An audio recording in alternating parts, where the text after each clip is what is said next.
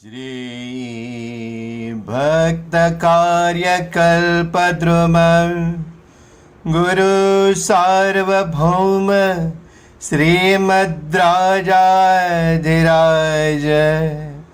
योगी महाराज त्रिभुवनानंद अद्वैत अभेद निरंजन निर्गुण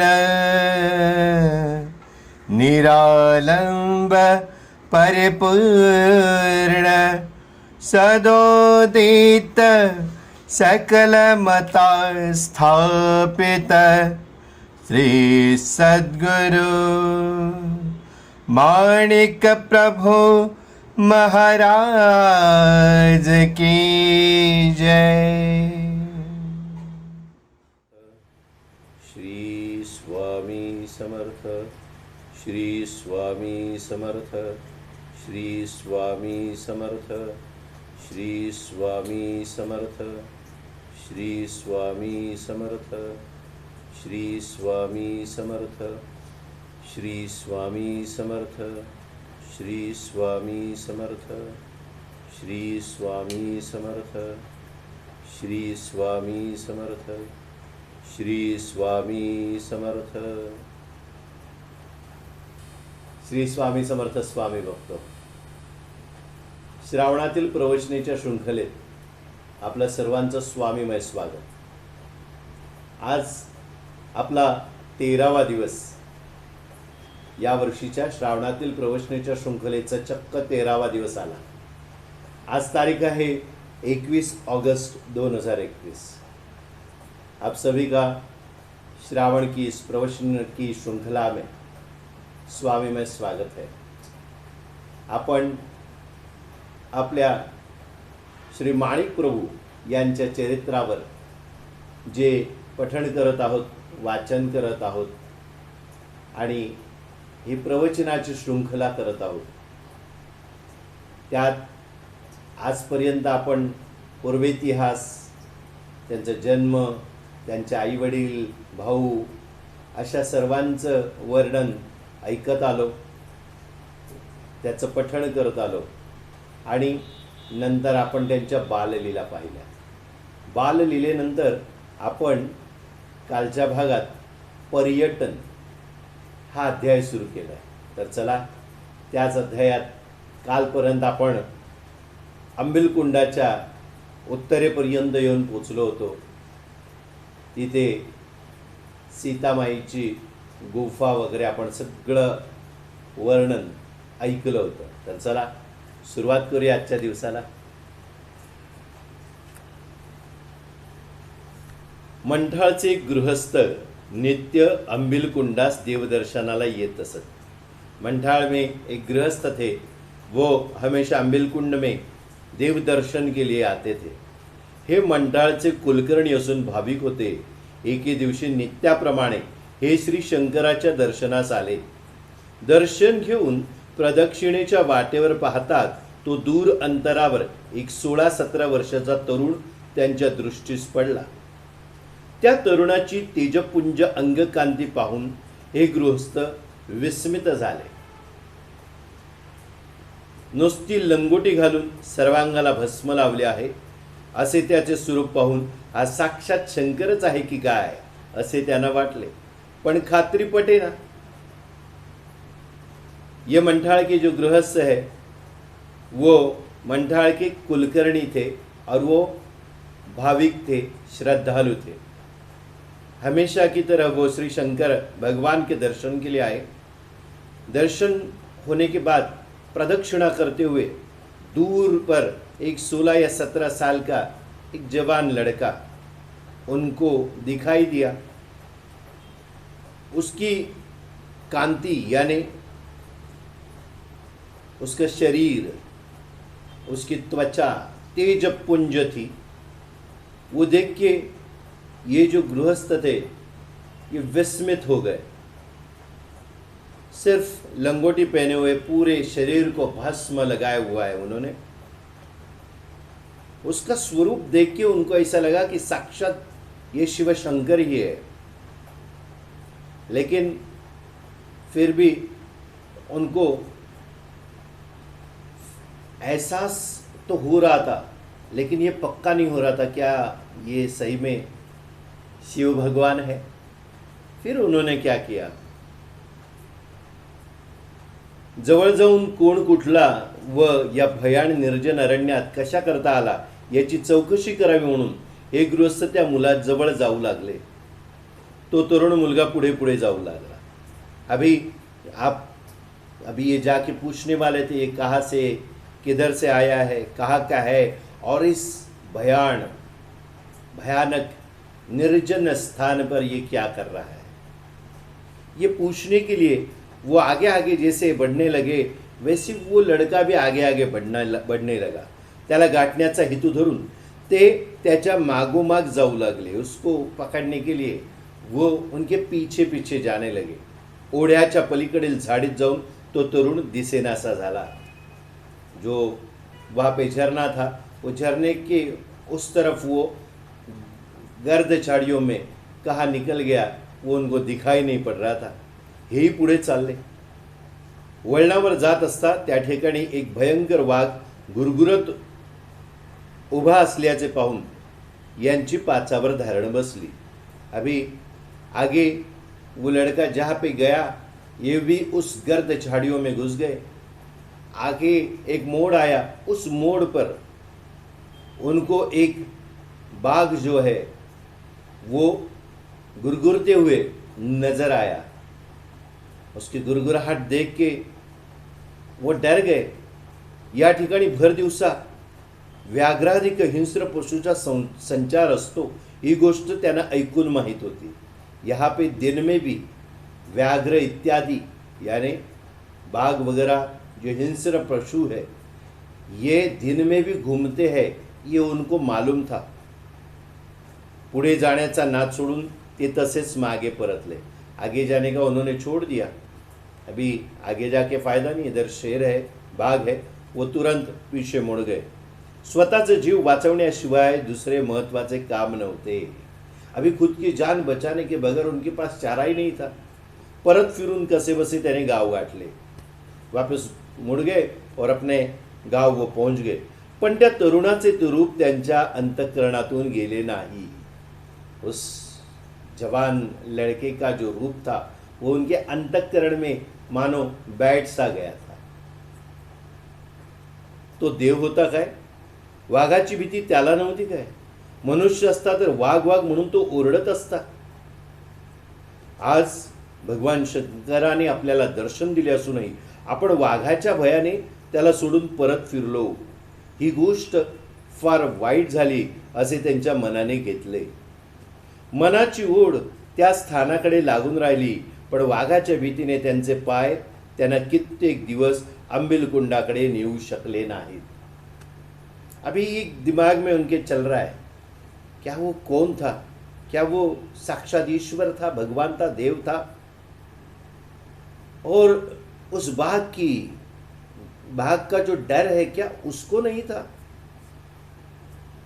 अगर ये मनुष्य होता तो बाघ बाघ करके चिल्लाता था. आज साक्षात भगवान शंकर ने हमें दर्शन दिए हैं, लेकिन उस बाघ के डर से हम वापस मुड़ गए. ये बहुत बुरा हुआ है और ये चीज़ उनके मन में बैठ सी गई. मनाची ओढ त्या स्थानाकडे लागून राहिली, लेकिन मन फिर भी उसी जगह पे अटक सा गया था, क्योंकि इतनी भगवान जैसी मूर्त उनको दिखी थी, इतनी अच्छी छवि उनको दिखी थी, तो उनका अंतःकरण वहीं पे अटका हुआ था. लेकिन उस बाघ के डर से बहुत दिन तक अंबिल कुंड के पास उनके पैर मुड़े नहीं. डर तो हर किसी को होता है. देखिए, एक बात बहुत ज़रूरी है, अहम बात आपको बताता हूँ. कुछ ऐसी घटनाएं घटती है जिसमें हमारी परीक्षा की घड़ी होती है. अंधेरे का डर या भूत प्रेत पिशाच का डर बचपन से हमारे मानो मन में बैठ सा जाता है. हम जो चीज़ें सुनते हैं कुछ ऐसी कहानियाँ, कुछ ऐसे किस्से हम सुनते हैं, इसलिए ये डर जिंदगी भर हमें सताता रहता है. पूर्ण आयुष्यभर आपण लहानपणी ऐकलेल्या गोष्टी मनात घर करून असतात. भीतीदायक, अंधाराची भीती, भूत प्रेत पिशाच्यांच्या आपण कथा ऐकलेल्या असतात. त्याची विनाकारण मनात भीती असते. आणि हिंस्र पशु, आपण ह्याच्या अगोदरच्या अध्यायात सुद्धा या पशूंवर मी चर्चा केली होती. तर हे पशु विनाकारण कोणाला त्रास देत नाहीत, पण भगवंत सुद्धा परीक्षा घेत असतो. त्या झाडीमध्ये घुसल्यावर एक अत्यंत सुंदर तेजपुंज अशी कांती असलेला तेजस्वी तरुण दिसला, मुलगा दिसला. त्याच्या पाठी हे धावत तर गेले. तो झाडीत घुसला, हे पण झाडीत घुसले. कारण देवाला भेटायची, देवाचं दर्शन घेण्याची इच्छा आपल्या प्रत्येकाच्या मनात कुठे ना कुठेतरी घर करून असते.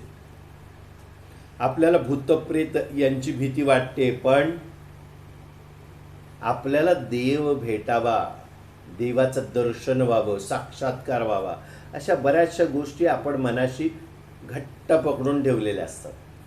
पण आपण हा विचार करत नाही, हम ये सोचते नहीं है कि जो ब्रह्मांड के नायक है, इस सृष्टि के रचयिता, ऐसी कई सृष्टियाँ जिन्होंने रची हुई है, वो अपने इन आंखों से उनका दर्शन हम कर सकते हैं?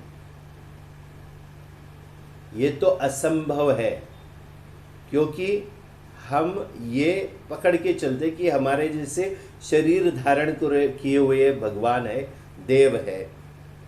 लेकिन क्या होगा, कैसे होंगे, जिन्होंने इनके दर्शन किए होंगे उनको ही मालूम होगा.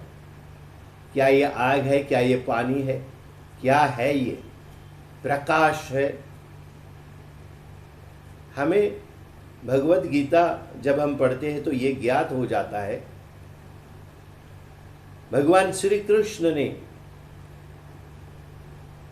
युद्ध की भूमि पर अर्जुन को अपने विराट रूप का दर्शन दिया. अर्जुन ने ये मांग की कृष्ण भगवान से कि हे भगवान, हमें ज्ञात है कि आप साक्षात ईश्वर है, आप विष्णु रूप है, हम सब जानते हैं. आपने हमें भगवत गीता जो है वो गीता भी सुनाई है, और हम वो भी ज्ञान हमें हुआ है. लेकिन अब हम आपका साक्षात रूप देखना चाहते हैं.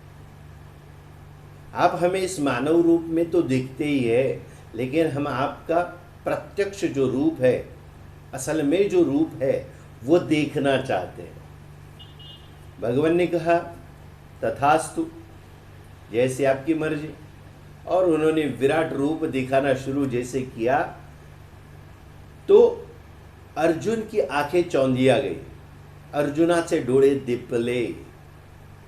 त्यांना स्वतःच्या या चर्मचक्षु म्हणजे चामड्याच्या डोळ्यांनी ते बघवलं नाही, बघताच आलं नाही, कारण अशी दृष्टी त्याला लागते. भगवंत बघण्यासाठी लागणारी दृष्टी ही अंतःचक्षुची असते, चर्मचक्षुची नसते.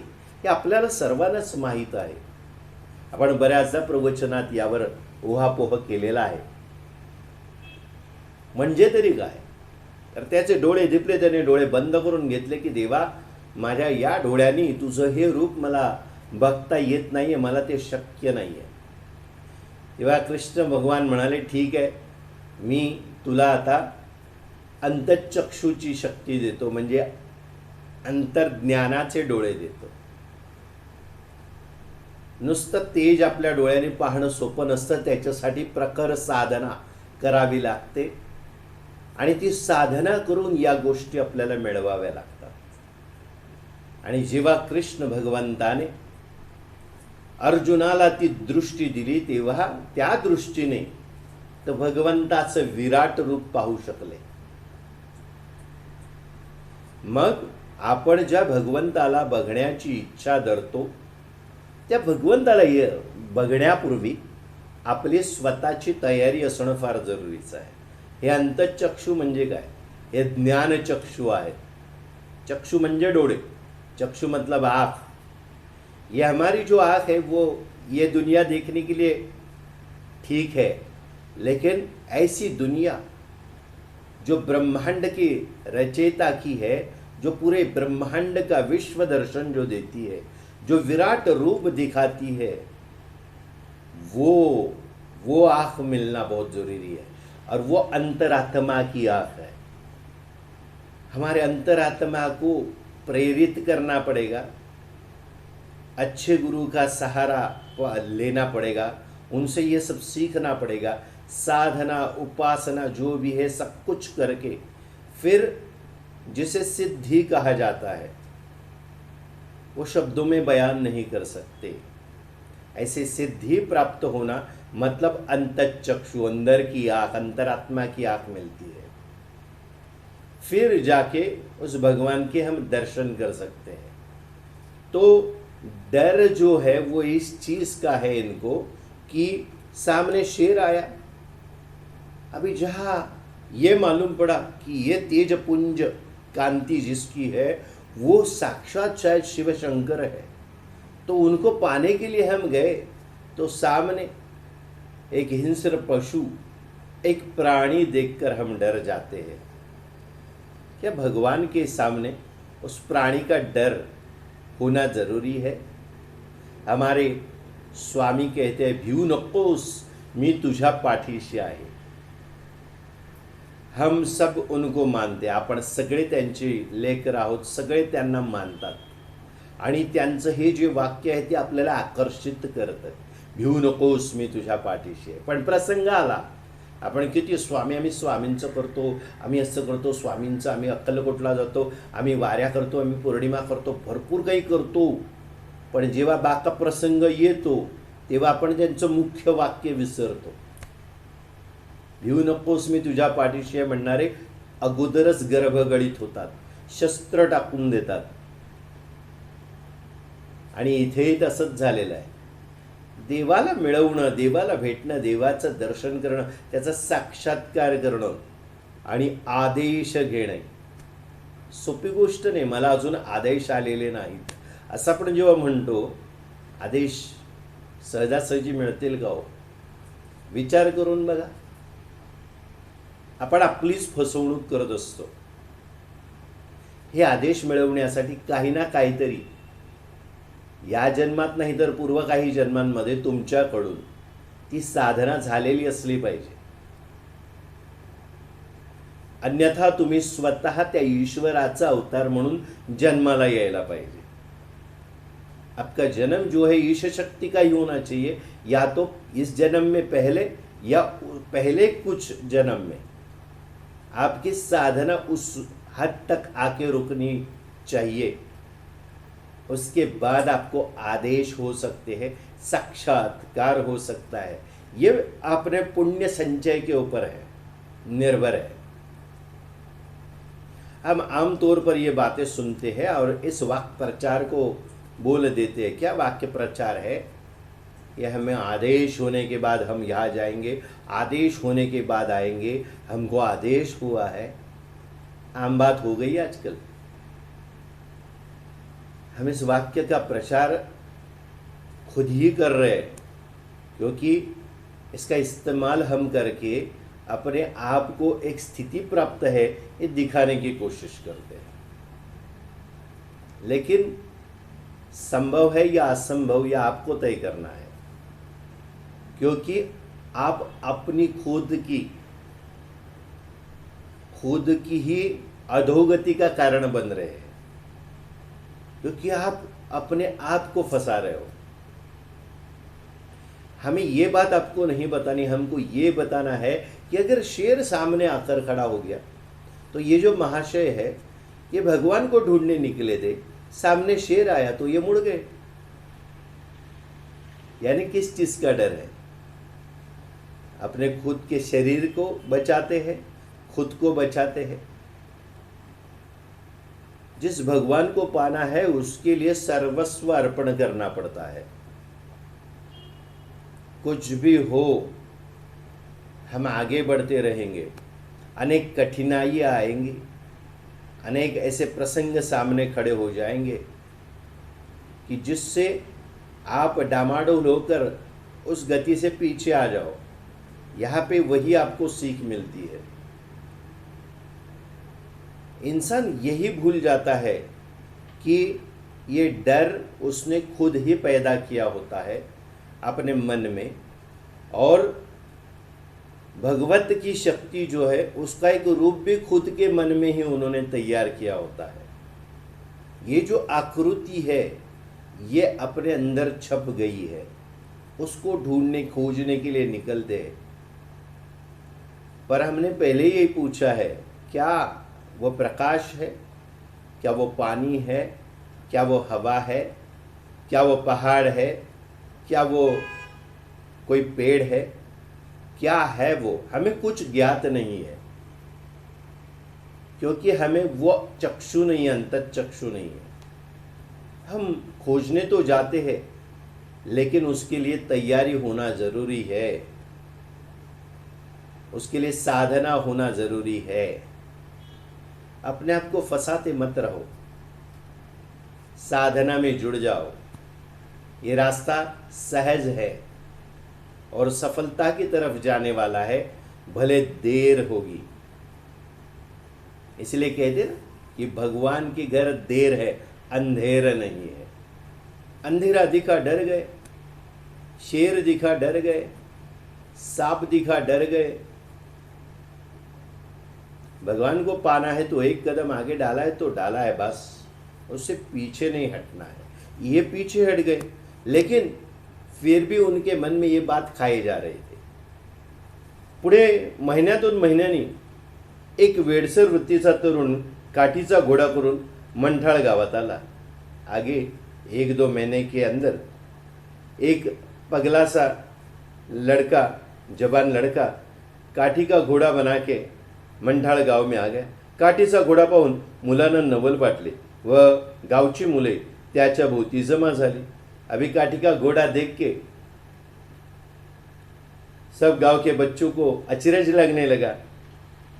गांव की पूरी जो छोटे छोटे बच्चे हैं पूरे गांव के, वो उनके इर्द गिर्द जमा हो गए। या मुलांच्या घोडक्यासह हा तरुण मंठाळच्या कुलकर्णी यांच्या घरी दाखल झाला। अभी ये बच्चों के साथ काठी का घोड़ा बना के आया है। वो ये बच्चों के साथ ये जवान जो लड़का है मंठाळ गाव की जो कुलकर्णी है उनके घर के सामने दाखल हो गया। कुलकर्ण्याने जवळ येऊन पाहताच हा कल्याणचा माणिक प्रभू म्हणून त्याने ओळखले। कुलकर्णी नजदीक आए उनके और उन्होंने उनको देखते ही पहचान गए वो, अरे ये कल्याण गाव का माणिक प्रभू है। आपणास 2 महिन्यापूर्वी अंबिलकुंडावर आढळलेला हाच तो मुलगा, अशी त्यांची खात्री झाली। उन्होंने तो देखा था और इन्होंने अभी पहचान भी लिया, ये कल्याण गांव के अपने माणिक प्रभु है, अपने भगवान है। और कुछ दिन पहले अंबिलकुंड जो है वहां पे जो दिखा था वो लड़का भी यही है। ये उनका पक्का यकीन हो गया। कल्याणचा माणिक प्रभू म्हणताच सर्व गावभर ही बातमी हा हा म्हणून पसरली। उन्होंने जैसे बोला कल्याण का माणिक प्रभु, तो तुरंत हवा के झोंके से जैसी कुछ बात फैल जाती है वैसे पूरे गांव में ये बात फैल गई। प्रभूंचे दर्शन घेण्यास सर्व गांव लुटले। प्रभु का दर्शन लेने के लिए पूरा गांव इकट्ठा हो गया। कुलकर्ण्यांच्या घरी त्यांचे कुटुंब अडले होते। कुलकर्णी मोठ्या चिंतेत होते। पुष्कळ उपाय केले तरी सुटका होईना, म्हणून ते घाबरून गेले होते। इतक्यात माणिक प्रभूंना पाहून त्यांच्या जीवात जीव आला। त्यांनी प्रभूंना प्रार्थना केली। प्रभूंनी त्यांना सांगितले, काही चिंता करू नका। 4 ब्राह्मणांचे तीर्थ बाईला आत्ताच्या आत्ता पाजा, म्हणजे लगेच सुटका होईल। ही प्रभूंच्या तोंडची अमृतवाणी ऐकून त्यांनी त्याप्रमाणे केले। बाईची सुटका होऊन मुलगा झाला। मग त्या आनंदाला काय विचारावे। प्रभू जाण्यास निघाले। त्याने मोठ्या आग्रहाने प्रभूंच्या हातावर एक गुळपापडीचा लाडू ठेवला। तो प्रभूंनी खाऊन ढेकर दिला। गावात माणिक प्रभूंचे हे वर्तमान समजताच प्रभूंभोवती गर्दी जमली। पण तितक्यातून प्रभूंनी काठीच्या घोड्यावर स्वार होऊन दौड मारली। प्रभूचा पाठलाग कोण करू शकणार होते? अभी इस गांव में, मंडाल गांव में अपने प्रभु पहुंच गए। कुलकर्णी जो थे, उनकी बीबी जो थी वो पेट से थी और उनको बच्चा जो होने वाला था, लेकिन कुछ कठिनाई थी। कुलकर्णी जो थे वो चिंता में थे, बहुत उन्होंने कोशिश की, बहुत उपाय किए थे, लेकिन छुटकारा नहीं हो रहा था, इसलिए वो डर गए थे। इतने में माणिक प्रभु को साक्षात सामने देखकर उनके जान में जान आ गई। उन्होंने प्रभु को प्रार्थना की। प्रभु ने उनको बोला, चिंता करने की जरूरत नहीं है, 4 ब्राह्मण जो है उनका तीर्थ इनको अभी के अभी पिला दो तो इनका छुटकारा हो जाएगा। प्रभु के मुख से ये अमृतवाणी निकली और उस ब्राह्मण ने वैसे ही किया। भाई यानी जो उनकी बीबी थी उनका छुटकारा हो गया और उनको लड़का हो गया। अभी फिर कुलकर्णी का आनंद फूले न समाया। इतने में प्रभु जाने को निकले तो उन्होंने आग्रह के साथ उनको रुकाया और उनके हाथ में एक लड्डू रखा। वो लड्डू प्रभु ने खाया और डकार दी। गांव में ये वर्तमान जो है पूरा फैल गया था। सारे लोग प्रभु के इर्द गिर्द जमा हो गए, बहुत भीड़ हो गई। इतने में प्रभु ने वापस काटी के घोड़े पे सवार होके वो वहाँ से दौड़ के निकल गए। अभी प्रभु का पीछा करने की हिम्मत किस में है? कोई उनको पकड़ नहीं सकता है, तो वो भाग गए वहाँ से। अभी प्रभु की ये लीला देखो, यहाँ पे भी उन्होंने एक लीला दिखाई है। कुलकर्णी जो थे उनकी बीबी पेट से थी, बिचारी गर्भवती अडलेली होती। तिची सुटका करण्यासाठी ते आले। इथे एक गोष्ट नमूद केलेली आहे, ती फार महत्त्वाची आहे, जी तुम्हाला खरंच बुचकळ्यात टाकणारी आहे। इथे लिहिलंय 4 ब्राह्मणांचे तीर्थ बाईला आत्ताच्या आत्ता पाजा। हा जेव्हा वाक्य मी वाचलं तेव्हा तुम्ही नक्कीच बुचकळ्यात पडले असणार। पण आपण पुढे जाऊच शकत नाही जोपर्यंत आपल्या या गोष्टीचं निराकरण होत नाही। आणि निराकरण करण्यासाठीच आपण प्रवचनाची श्रृंखला करतो। ये कहा गया है 4 ब्राह्मणों का पानी, इसका मतलब क्या है? इसका मतलब और कुछ नहीं है। 4 धाम जिसे कहा जाता है, 4 वेगवेगळ्या तीर्थस्थानाचं पाणी एकत्र करून पूर्वीच्या काळी गंगेचं तीर्थ म्हणून एक लोटा छोटासा जो बंद असायचा, पूर्ण त्याला बंद करून चिकटावून एक लोटा प्रत्येकाच्या घरी पूर्वी असायचा। आताच्या काळात आपण त्या गोष्टी विसरलोय। गंगेला गेल्यावर पूर्वी तसा तो लोटा मिळायचा, तर काही ठिकाणी 4 धाम का जो पानी है उसका वो लोटा, एक छोटा सा गड़ू बोलते हैं हम उसको, वो हर एक के घर में रहा करता था। तो प्रभु ने एक लीला दिखाई, 4 धाम का पानी उसको पिला दो, उस स्त्री का छुटकारा हो जाएगा, और हो भी गया। अभी 4 धाम का पानी मतलब क्या है? हमारे इस भारत भूमि की बात अगर करें तो इस भारत भूमि पे ऐसे तीर्थ है, ऐसी जगह के जो नदियाँ है, जो संगम है, ये अलौकिक है, जहाँ का पानी भी अलग है। वो पानी मतलब इतना पवित्र माना जाता है, उसमें भी साइंस छुपा हुआ है। अध्यात्म साइंस के को ही अपने काबू में करके आगे बढ़ता है, क्योंकि सायन्स जिसे कहते हैं, विज्ञान जिसे कहते हैं, ज्याला विज्ञान म्हणतात, ते विज्ञानाचाच आधार घेऊन हे ब्रह्मांडाची रचना झालेली है। ये ब्रह्मांड की रचना विज्ञान के ऊपर तो हुई है, तो विज्ञान का आधार तो छूटता नहीं है। अध्यात्म कोई अंधश्रद्धा का भाग नहीं है। अभी हमारे महाराष्ट्र में नासिक में पंचवटी एक ऐसा क्षेत्र है, इसके बारे में मैं पहले भी कई प्रवचनों में बता चुका हूँ, ये बात बहुत सारे लोग जानते भी हैं। तो पंचवटी में बहुत सारे अलग अलग कार्य होते हैं। ज़्यादातर मृतक यानी मरने के बाद के जो कुछ कार्य है वो इस संगम के तट पर होते हैं। घाट बनाया हुआ है, उस घाट पे जाके मरने के बाद जो अस्थियां विसर्जन की जाती है, तो अस्थि विसर्जन वहाँ पे होता है। दिन में लाखों, हजारों या लाखों लोगों की अस्थियां उधर लाई जाती है। उसके ऊपर पूरा काम होता है, मतलब उसमें उपचार किए जाते हैं, जो धार्मिक उपचार कहते हैं वो किए जाते हैं। त्याच्यावर पूजा अर्चा केली जाते।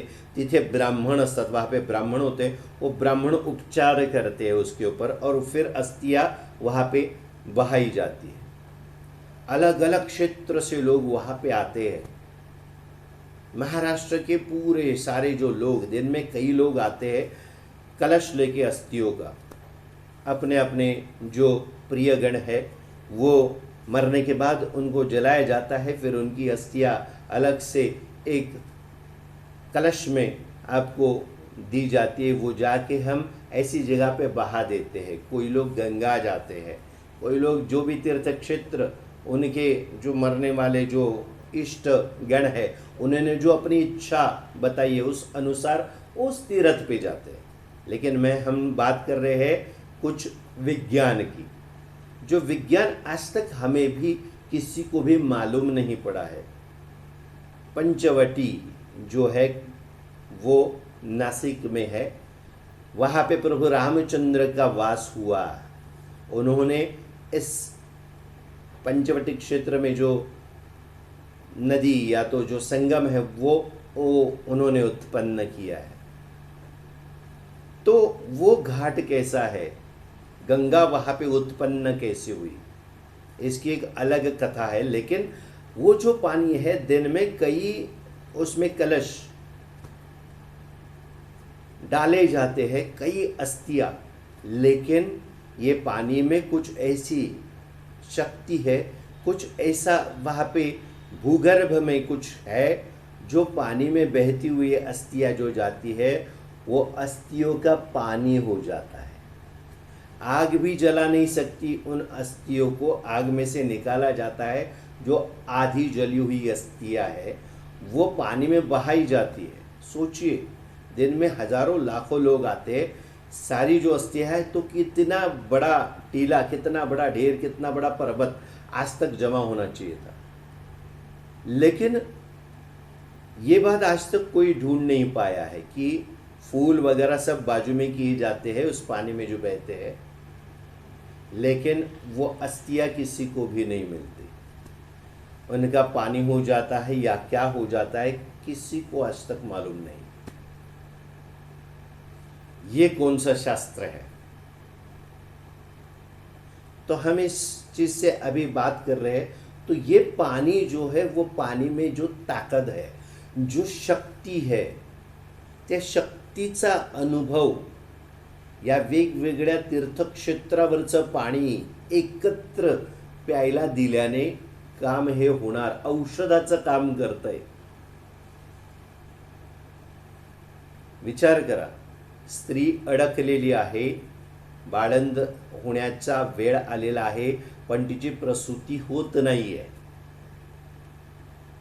मग त्या वेळेला काय करावं लागतं? तर मग ते तीर्थ म्हणजे औषधाचं काम करतात। डॉक्टरी इलाज हे केलेच पाहिजे। हमारे पास जितने लोग समस्या का निराकरण करने आते हैं, जिनको शारीरिक बीमारियां हैं, हम उनको हाथ जोड़ के कहते हैं कि आप डॉक्टर के पास जाइए, पहला इलाज होना जरूरी है। बाकी जो आशीर्वादित शक्तियां हैं उनका काम तो स्वामी खुद कर देंगे। यहाँ पे भी वही है। ये इन्होंने बहुत उपचार किए, बहुत सायास प्रयत्न किए हैं, फिर भी जाके प्रसूति नहीं हो रही है। तो क्या करना पड़ेगा। वो सोच में डूबे थे, तकलीफ में थे, उतने में सामने प्रभु प्रकट हो गए। दत्त स्मर्तुगामी, हमारे दत्त महाराज है, वो साक्षात दत्तावतारी प्रभु। प्रभु माणिक प्रभु जो है वो साक्षात दत्तावतारी है। जहाँ पे उनका भक्त सिर्फ उनको याद करता है वो सामने खड़े हो जाते हैं तुरंत। मराठीत असं वाक्य प्रचार आहे, तो दत्त म्हणून समोर उभा राहिला। दत्त होना मतलब वहाँ पे तुरंत प्रकट होना। जब आप किसी की चीज, किसी इंसान की वहाँ पे प्रतीक्षा कर रहे हो या इंतज़ार कर रहे हो या किसी चीज़ की कामना कर रहे हो, तो तुरंत वहाँ पे वो हाजिर हो जाते हैं और वो आपकी मनोकामना पूर्ण कर देते हैं। तो वैसे हमारे प्रभु प्रकट हुए। उन्होंने सिर्फ यही बताया, क्या बताया मराठी में, 4 ब्राह्मणांचे तीर्थ त्या बाईला आत्ताच्या आत्ता पाजा। 4 ब्राह्मणों का तीर्थ यानी 4 धामों का तीर्थ। अब इसके आगे अगर हम पढ़ेंगे तो शायद आपको कहीं पे भी इसका जिक्र आगे नहीं मिलेगा। अब प्रवचन की ये ताकत देखिए, प्रवचन की हम श्रृंखला कर रहे हैं, इसकी ताकत यही है कि ये चीज़ अगर यही ग्रंथ आप पढ़ेंगे तो यहाँ पे आप इस सोच में डूब जाएंगे, या तो शायद छोड़ देंगे, आगे निकल जाएंगे। यही काम होता है इस जीवन में अपने गुरु का। गुरु का होना, बार बार ये बात आ रही है की गुरु का होना कितना जरुरी है। आपल्या आयुष्यात आपण गुरु करणं किती गरजेचं असतं। गुरु काय करतो, मग गुरुला ही विद्या येते कुठून, हा साधनेचा भाग आहे। गुरु तुम्हाला शिष्य म्हणून ठेवत नाही, तो तुम्हाला त्या गुरुपदापर्यंत एक दिवस आणून ठेवतो। पण त्याच्यासाठी त्यांनी स्वतः गुरु बनण्यासाठी जी साधना केली आहे ती साधना तुम्हालाही करावी लागते, ती किंवा त्याच्यापेक्षा कमी किंवा जास्त, पण साधना ही करावी लागते। आणि जो सच्चा गुरु असतो तो आपल्या शिष्याला एक दिवस त्या गुरुपदाला आणून ठेवतो, तोच खरा गुरु। आपल्याकडे असलेलं इष्ट शिष्याला, इष्ट शिष्य मतलब क्या, जो सही मायनों में शिष्य बनने की इच्छा रखता है, या जिसे कहते हैं मराठीत त्याला लायकी म्हणतात। लायकी म्हणजे काय, लायकी म्हणजे तुझी लायकी काय वगैरे ती लायकी काढली जाते ती नाही, पायरी, कुठच्या पायरीवर त्याची साधना आली आहे, या जन्मात तो कुठच्या पातळीवर आलेला आहे, त्याची साधना त्याला या जन्मात कुठेपर्यंत घेऊन आली आहे, हे फार महत्त्वाचं असतं। तो अभी इस जन्म में पिछले जन्म का पूरा लेखा जोखा लेते हुए, सब सोचते हुए ये तय कर देते हैं, गुरु को ज्ञात होता है कि कौन सा शिष्य कभी किस बार कहाँ पे आएगा, किस वक्त इधर आएगा, कैसे हम उनसे मिलेंगे और उनको क्या देना है। उनके ऊपर भी ऐसी कई शक्तियाँ काम करती होती है, वो उन्हें इस चीज़ से वाकिफ करा देती है, त्याचं ज्ञान करून दिलं जातं आणि त्याप्रमाणे आपल्या सद्गुरूंच्या प्रत्येक आदेशावरून ते काम करत असतात। हा आदेश मिळवण्यासाठी मगाशी जसं सांगितलं तसं अथक प्रयत्न, अथक परिश्रम आणि अत्युच्च अशी साधना करावी लागते आणि आपल्या गुरुवर निष्ठा असावी लागते। गुरु केल्याशिवाय आपण या गोष्टी, मला आदेश, अरे हो, मानणं आणि गुरु करणं आणि गुरुने तुम्हाला आपलंसं करणं हे फार महत्त्वाचं आहे। ते केल्याच्या नंतर आदेश हे मिळतात, पण ते आदेश समजून घेण्यासाठी सुद्धा साधना करावी लागते।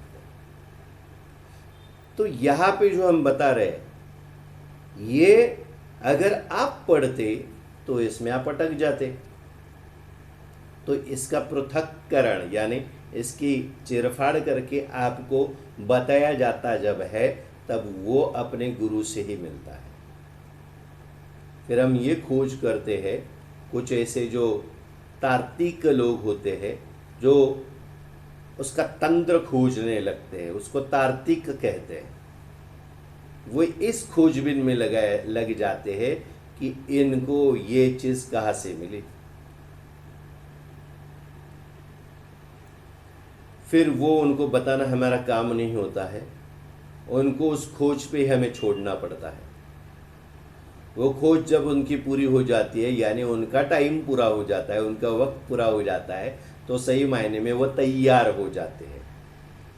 ज्याला मगाशी मी लायकी म्हटलं, लायकी हा शब्द आपण कोणाची तरी लायकी काढण्यासाठी वापरतो, पण लायकी म्हणजे त्या गोष्टीला लायक असणं,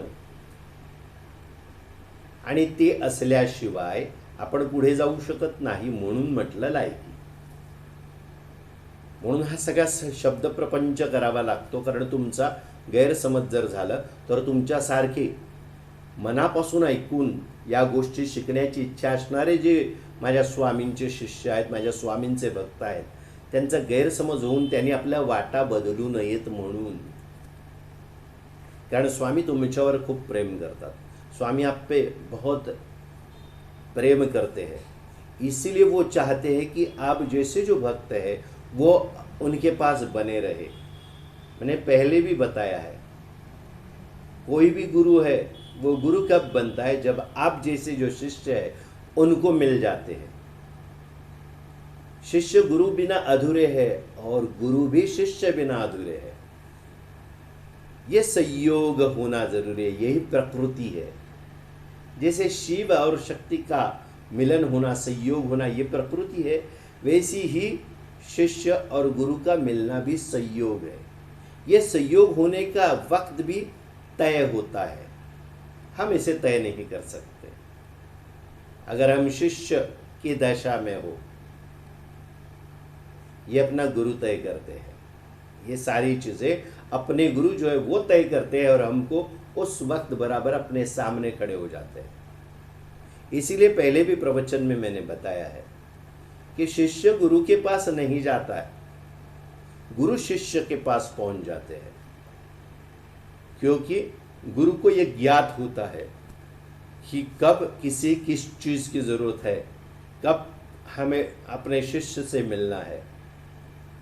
वो अपनी तरीके से, क्योंकि उसको वो चक्षु अंतःचक्षु नहीं है, उसके अंतःकरण की उतनी तैयारी नहीं है, इसीलिए क्या होता है उसको मालूम नहीं होता कि कौन से रास्ते से मैं जाऊं तो मैं अपने गुरु से मिलूं।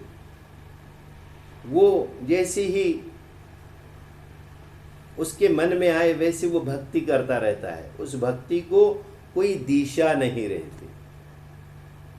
लेकिन गुरु को ये ज्ञात रहता है, सही वक्त आने पर, सही समय आने पर वो उसके सामने दत्त कह के खड़े हो जाते हैं और उसका हाथ थाम लेते हैं। शिष्य जो है उन्हें इस चीज का अभिमान होना चाहिए, दुराभिमान नहीं, क्योंकि आपका सही समय आया है और आप हमारे सामने बैठे हैं। हमारे स्वामी की वाणी हमारे मुख से, हम माध्यम है, हम माध्यम बने हुए हमारे स्वामी के, और आपकी तरफ उनकी वाणी पहुंचा रहे हैं। अपने आप पे अभिमान या गर्व महसूस कीजिए, स्वतःवर एक गर्व तुम्हाला वाटला पाहिजे, कारण तुम्ही एक पाऊल पुढे टाकलंय, प्रवचनाच्या शृंखलेमध्ये तुम्हीही सामील झालात। जर तुम्ही नसता तर या प्रवचनालाही काही अर्थ नसता। प्रत्येकासाठी असलेलं वचन प्रत्येकापर्यंत पोहोचतंय। आता आपण ऑनलाईन आहोत, तर अशा पद्धतीने ही कथा जी आहे ती आपल्याला समजते जेव्हा आपले गुरु आपल्या पाठीशी असतात। आणि म्हणूनच स्वामी म्हणतात, कुठच्याही गोष्टीत अडलात तर भिवू नकोस, मी तुझ्या पाठीशी आहेच, आणि ते असतातच। असा कित्येकांना अनुभवही आलाय तुमच्यापैकी। म्हणूनच तर आपण अजून त्यांच्या जवळ जाण्यासाठी आपण ह्या प्रवचनेच्या शृंखलेची योजना केलेली आहे। आगे बढ़ते हैं। प्रभू एकाएकी कल्याणहून नाहीसे झाल्याचे पाहून घरची सर्व मंडळी शोकाकुल झाली होती। मामांनाही फार दुःख झाले. आपण करायला गेलो एक आणि झाले भलतेच असे त्यांना झाले. अभी प्रभु अचानक कल्याण से गायब हो गए थे. मामा ने उनको जो बोला था, जो कड़े शब्द उनको सुनाए थे, अभी घर के सारे जो लोग हैं, उनका जो परिवार है, वो शोकाकुल अवस्था में आ गया था. मामा को भी बहुत बुरा लगने लगा था. उनको लगा कि अरे मैं करने क्या गया और हुआ कुछ और ही. सर्व मंडळींनी प्रभूंचा चोहोकडे शोध घेतला, परंतु कोणाचंही यश आले नाही. प्रभु का चारों तरफ प्रभु की खोज की गई, लेकिन किसी को उसमें कामयाबी नहीं मिली. बरेच दिवस शोध करूनही काही तपास लागत नाही असे पाहून सर्व निराश झाले होते. बहुत दिन खोज करने के बाद भी प्रभु नहीं मिल रहे. अभी सब लोग निराश हो गए थे. प्रभूंच्या संगती खेळणाऱ्या मुलांनाही अत्यंत दुःख झाले. उनके साथ जो बच्चे खेलते थे, उनको भी अत्यंत दुख हुआ था. बहुत ही कठिन समय था सबके लिए. त्यांनीही आपापल्या परीने पराकाष्ठा केली. उन्होंने भी बच्चे थे, उन्होंने भी अपनी अपनी तरीके से कोशिश तो की, पण उपयोग झाला नाही. प्रभू कल्याणहून निघून गेल्यानंतर 3-4 महिन्यांनी त्यांना प्रभू मंठाळ इथे प्रकट झाल्याचे वर्तमान समजले. अभी प्रभु कल्याण से निकल जाने के बाद 3-4 महीने के बाद उनके कानों पर यह बात आई कि प्रभु मंठाळ गांव में प्रकट हो गए हैं.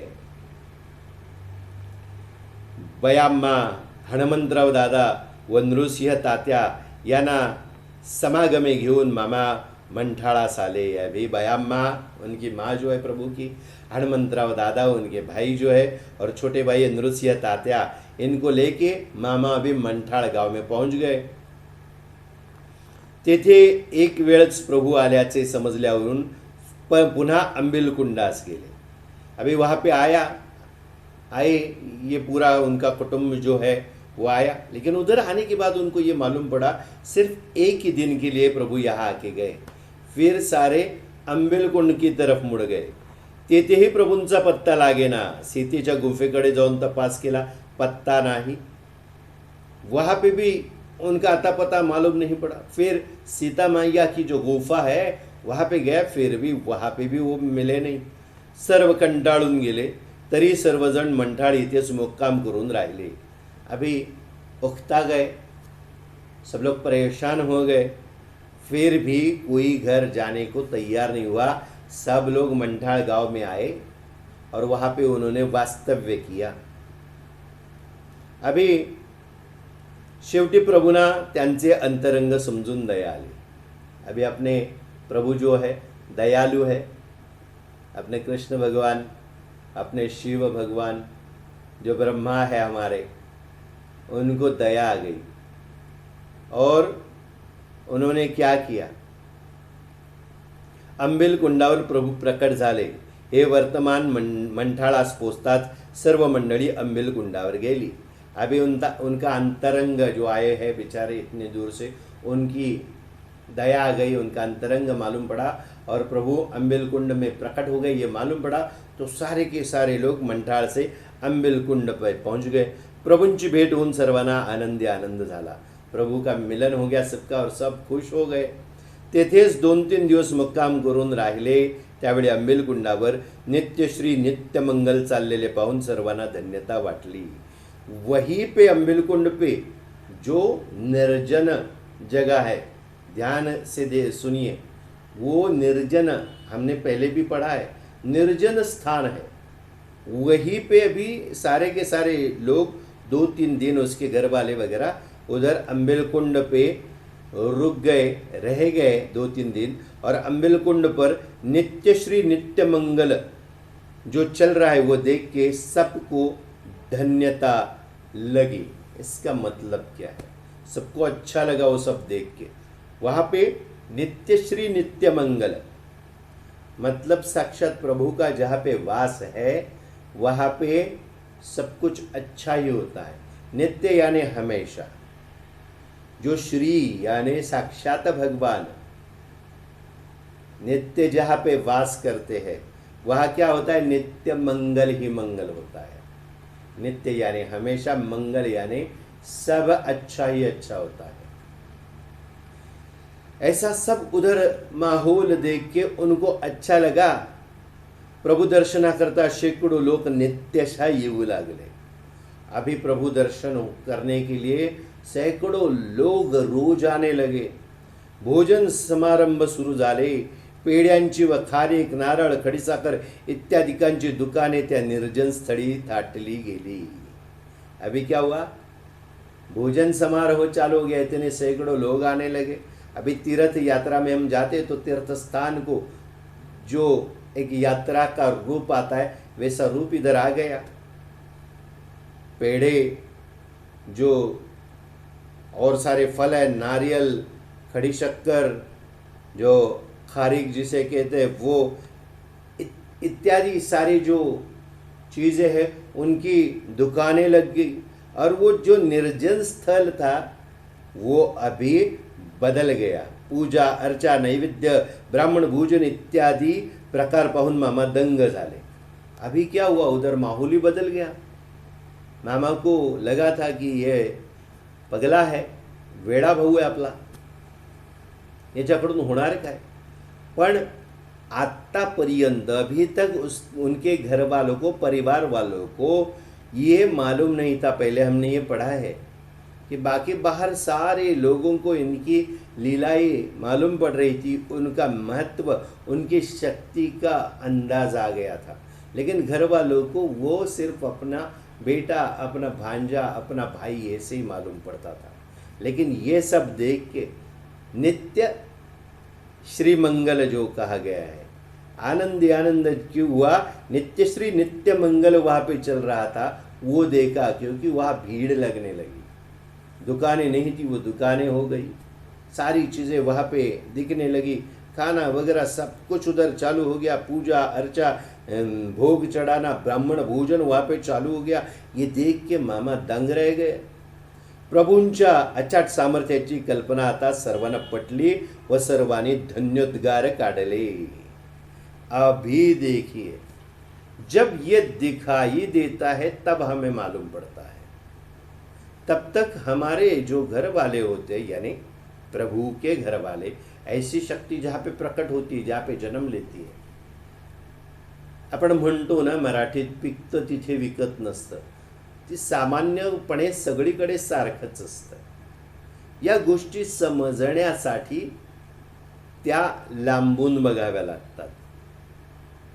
कुठचीही समस्या आपल्या आयुष्यात आली तर आम्ही सांगतो की त्या समस्येकडे तुम्ही कसं बघा, थर्ड पर्सन व्ह्यू, म्हणजे तिराहिताने एखाद्या घडणाऱ्या गोष्टीकडे बघावं, तसं आपण बघावं। थर्ड पर्सन व्यू होना चाहिए। जो घटना घट रही है उसको बाहर जाके देखना है कि ये मेरे पे नहीं हो रही है, किसी और के ऊपर ये घट रहा है। ये देखने के बाद हम उसके ऊपर उपचार अच्छे कर सकते हैं और उसका डर कम हो जाता है, उसकी जो दाह होता है वो कम हो जाता है उस समस्या का। फिर उसका समाधान और हल मिलने में आसानी हो जाती है। तो यहाँ पे क्या हुआ, घर वाले घर से बाहर आए और उन्होंने तीर्थ यात्रा में जैसे लोग आते हैं वैसे वो अभी शामिल हो गए। उन्होंने देखा, क्योंकि ये घर में ही रहते थे, घर के बाहर मामा अपने काम में रहते थे, उनके भाई अपने काम में रहते थे। उनको आज तक ये महसूस नहीं हुआ है कि हमारे घर में साक्षात गुरुदेव दत्तात्रेय का जन्म हुआ है। हालांकि उनके पिताश्री जो थे प्रभु के, वो ये जान चुके थे, उनको मालूम था, उनको यकीन था। त्यांचे वडील जे होते त्यांना या गोष्टीबद्दल पूर्ण खात्री होती की माझ्या पोटी जन्मलेला हा साक्षात गुरुदेव दत्तात्रयांचा अवतार आहे। पण इतरांना घरातल्या माहीत नव्हतं, ते आता माहीत झालं, कारण हा सगळा जलसा बघितला। तीर्थयात्रेचं, तीर्थक्षेत्राचं रूप आलंय बघा, विचार करा। तोपर्यंत या दिव्याचा प्रकाश आपल्या घरात पडू नये, प्रत्येक दिवा जो पेटत असतो पणती त्याच्या खाली असलेला अंधार तो हाच. पण हा अंधार सुद्धा जरुरीचा असतो. हा दिवा स्वतः खाली अंधार ठेवतो आणि जगाला प्रकाश देतो. हे फार महत्वाचं आहे. सूर्य सुद्धा इतका तळपत असतो, पण पृथ्वीच्या एका बाजूला दिवस असतो तर दुसऱ्या बाजूला रात्र असते. पण निसर्गाच्या नियमाप्रमाणे पृथ्वी फिरत असते सूर्याभोवती, तेव्हा ज्या ठिकाणी रात्र असते त्या ठिकाणी दिवस होतो आणि जिथे दिवस असतो तिथे रात्र होते. हीच तर प्रकृति आहे. यही प्रकृति का नियम है. आज जो है कल नहीं रहेगा. कुछ भी स्थिर नहीं है इस पूरे ब्रह्मांड में. कोई भी चीज कायम नहीं है. Nothing is constant in this world. तो मूल नियम क्या है पृथ्वी इस संसार का? नित्य बदल. हमेशा change is only constant. Change is the only constant. तो ये चीज आपको समझनी है. इसमें क्या है, क्या सीखा हमने की बदल हा जरुरीचा आहे आणि तो होतोच, तो थांबत नाही. जैसा समय किसी के लिए नहीं रुकता वैसी ये भी चीज है. एक बार हाथ से छूट गई तो दोबारा नहीं आती है, वो है समय. लेकिन बदलाव सृष्टि का नियम है. आज रात है तो कल दिन होगा, दिन है तो रात. लेकिन तारीख बदलती है. उस तारीख, ये सारी चीजें समझने लायक है. किस चीज में जकड़ के रहना है, किस चीज को छोड़ना है, किस चीज को पकड़ के रखना है, किस चीज का हाथ थामे रखना है, किस डोर को पकड़ना है, किस डोर को खींचना है, किस डोर को छोड़ना है. फिर वही बात आ जाती है, ये किस पर निर्भर है, ये आप कब कैसे सोच सकते, ये आपसे कैसे होगा, ये सब आपको मालूम कैसे पड़ेगा. फिर आता है पुण्य संचय या पाप संचय. उसको हम कहते हैं प्रारब्ध, पूर्व संचित. प्रभु का मिलना या बहुत सारे जन्म लेने के बाद मिलना, या जिस जन्म में हम अभी जन्म ले चुके हैं जिस युग में, उसी वक्त प्रभु सामने खड़े रहना, ये आपका लेखा जोखा है. यहाँ पे उनके घर वाले हैं, उनको अब मालूम पड़ा है, बहुत अच्छी बात है. अभी वो दंग रह गए. प्रभु के अचाट सामर्थ्य की उनको अभी कल्पना आ गई. अभी सबको ये मालूम पड़ा और ये पक्का हो गया और उन्होंने धन्योद्गार निकाले. धन्य उद्गार. वाह, हमारे इस परिवार में ऐसे पुत्र जन्मे हैं. कुछ समय बाद यही पुत्र को अद्वा तद्वा बोल के निकाला गया. सृष्टि का नियम यही पे भी लागू होता है. आज जो है कल नहीं रहेगा, कल जो है वो आज नहीं है. तो उसके बाद प्रभूंनी सर्वांची समजूत करून त्यांना कल्याणास परत पाठविले. अभी प्रभु ने क्या किया, सबको समझा बुझा के वापस कल्याण भेज दिया. हनुमंतराव दादा प्रथम पासूनच मौनी होते. हनुमंतराव दादा उनके जो भाई थे वो मौनी थे, यानी ज़्यादा बात नहीं करते थे. ते मामांच्या आज्ञेत राहून कालक्रमण करीत. नृसिंह तात्या अल्पवयी असल्यामुळे विद्याभ्यासाशिवाय त्यांच्याकडे दुसरे काही काम नव्हते. अभी हनुमंतराव दादा प्रथम से ही, पहले से ही मौनी थे, ज़्यादा बात नहीं करते थे और वो अपने मामा की आज्ञा में रह के कालक्रमण कर रहे थे, यानी काल गुजारा कर रहे थे. नृसिंह तात्या जो छोटे थे उम्र से, ये वो सिर्फ विद्याभ्यास में लगे हुए थे, इसलिए उनके पास दूसरा और कुछ काम ही नहीं था. विद्याभ्यास मात्र तात्याने उत्तम रीतीने चालवला होता. जो प्रभु ने नहीं किया वो उनके छोटे भाई नृसिंह तात्या जो थे वो अच्छी तरीके से विद्याभ्यास कर रहे थे. प्रपंचाचे कामास नृसिंहाची योजना आहे, आमची अपेक्षा मुळीच धरू नका. अभी ऐसे प्रभूंनी सर्वांना निक्षून सांगितले. प्रभूंच्या इच्छेच्या आड येऊ नये म्हणून सर्व मंडळी कल्याणात संतोषाने परत गेली. अभी कैसे समझाया तो प्रभु ने सीधा बता दिया. प्रपंच के काम के लिए नृसिंह तात्या जो है उनकी योजना पहले से की गई है. बताया ना, ये सारी योजनाएं है, ये पहले से तय रहती है. तो हम क्या है, वही है कठपुतलियां जिनकी डोर ऊपर वाले के हाथ में होती है. एक ही हिसाब है.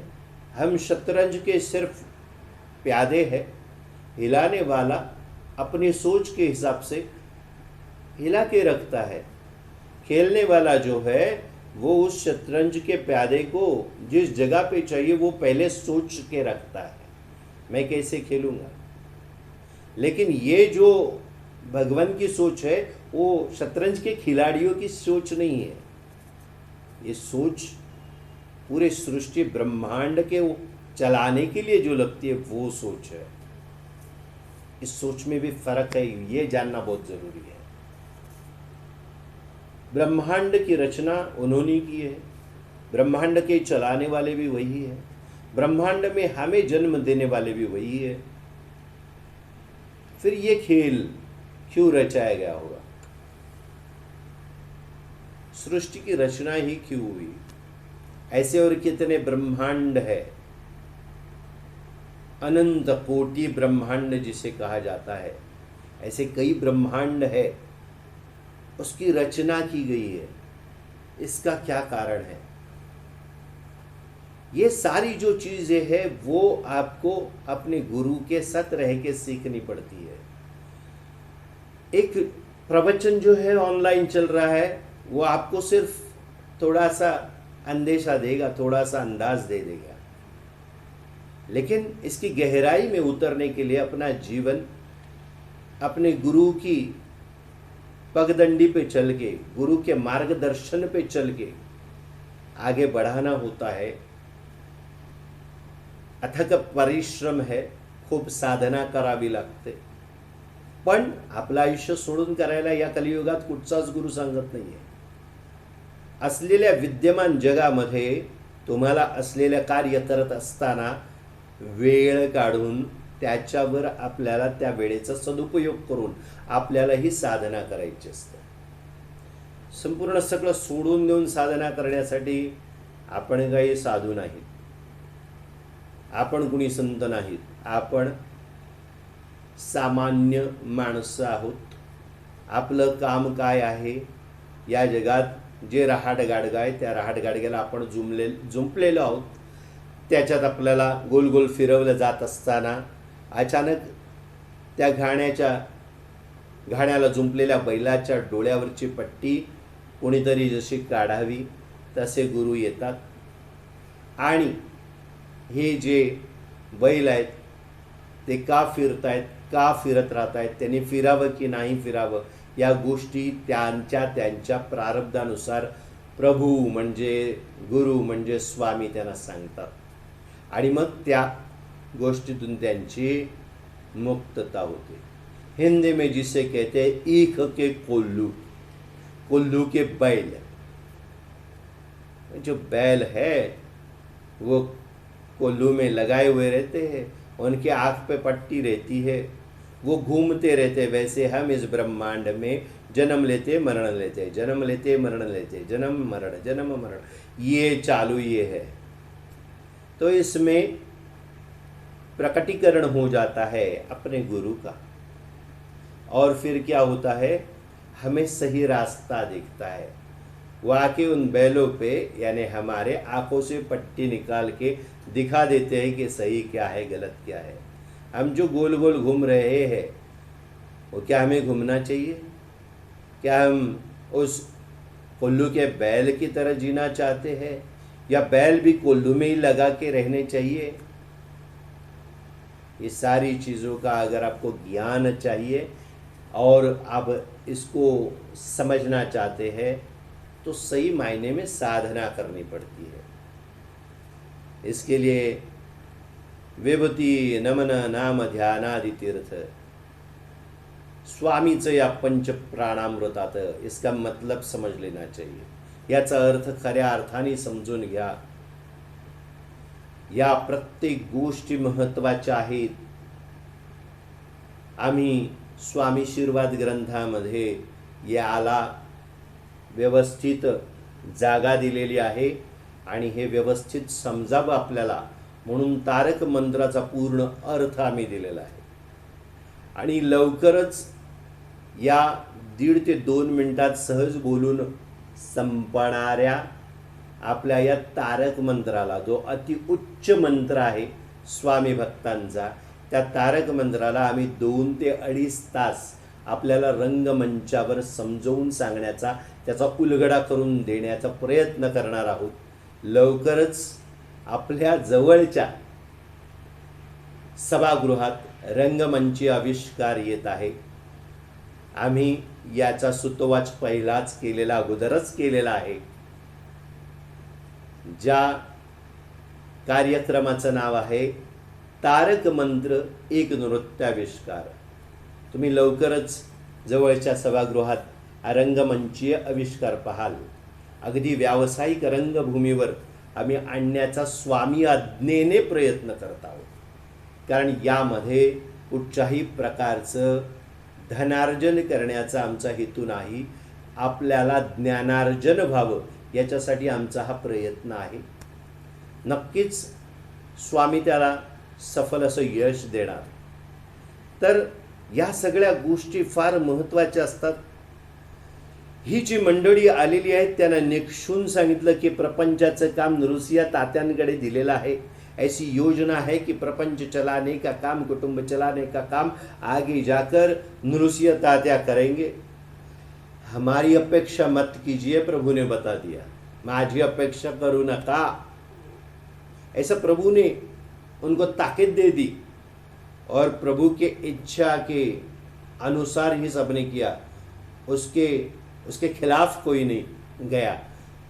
प्रभूंच्या इच्छेच्या आड कोणी गेलं नाही और सब जो घर के लोग हैं वो संतोष के साथ आनंदाने पुन्हा कल्याणास परतले। देखिए, प्रभु का जो कहना है, प्रभु का जो शब्द है, वो भी उनके परिवार वाले अब मानने लगे। तीखे शब्दों में हो या मीठे शब्द में हो, प्रभु अपने शिष्यों का पालन इसी तरीके से करते हैं। पालन यानी पालन पोषण। प्रभु अपने इन भक्तों का, शिष्यों का संगोपन करते हैं और उनको शिक्षा देते हैं। कैसी शिक्षा? इस ब्रह्मांड के नियम के अनुसार चलना है और अपने मोक्ष की तरफ कैसे बढ़ना है। लेकिन आज शनिवार 21 अगस्त 2021 अब हमारे श्रावण की प्रवचना की ये जो श्रृंखला है उसका 13वां दिन यहीं पे समाप्त हो जाता है। कल इतवार है, उद्या रविवार आहे। आजचा शनिवार आपण इथेच थांबूया। उद्या रविवारी